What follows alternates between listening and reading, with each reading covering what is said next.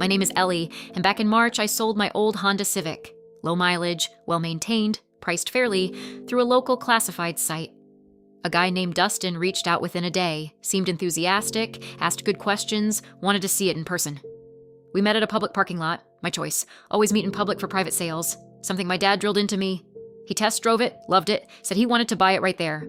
We agreed on a price, $4,200, and he said he'd send the money via bank transfer on the spot since he had the banking app open anyway.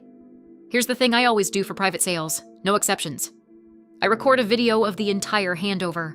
Not because I expect trouble, just because a friend of mine got badly burned years ago on a similar sale, and ever since, it's just part of my process, like putting on a seatbelt. So I filmed it. Him confirming the amount out loud, showing his phone screen as he initiated the transfer, me confirming I received the notification on my end, both of us signing a simple bill of sale I'd printed beforehand with the date, price, VIN number, and both our names and signatures, him holding up his ID next to his face for identification, and finally, him getting in the car and driving off. The whole thing took maybe 4 minutes. I didn't think about it again for almost 3 weeks. Then I got an email from my bank. Dustin had filed a fraud dispute on the transfer, claiming he never authorized the payment and that his account had been compromised at the time of the transaction. My bank had provisionally reversed the transfer while they investigated, meaning $4,200 just vanished from my account, and I no longer had the car.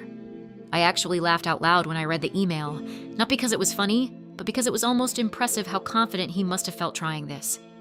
I called my bank's fraud department immediately and explained I had video evidence of the entire transaction, including him personally confirming and initiating the transfer on his own phone, holding his ID, and signing a bill of sale.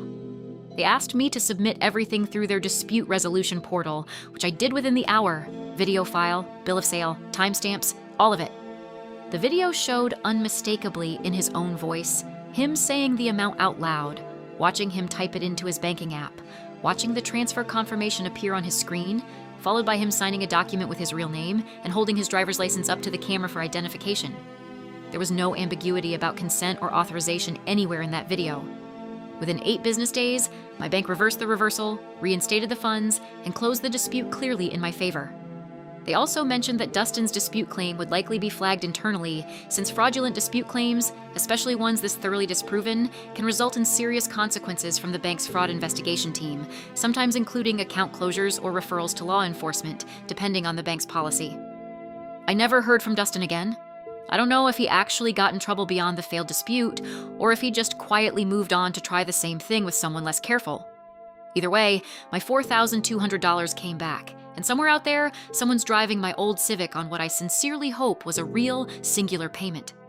I've told this story to at least a dozen people since, and almost everyone has the same reaction. Wait, you film every sale? Yes, every single one, now more than ever. It takes 4 minutes and feels a little paranoid in the moment, standing in a parking lot asking someone to confirm the price out loud on camera. But my dad was right about meeting in public, and my friend's bad experience years ago was right about documenting everything, because apparently, some people really will try to get a free car if they think nobody's watching closely enough. Nobody wasn't watching. I was. The entire time. The entire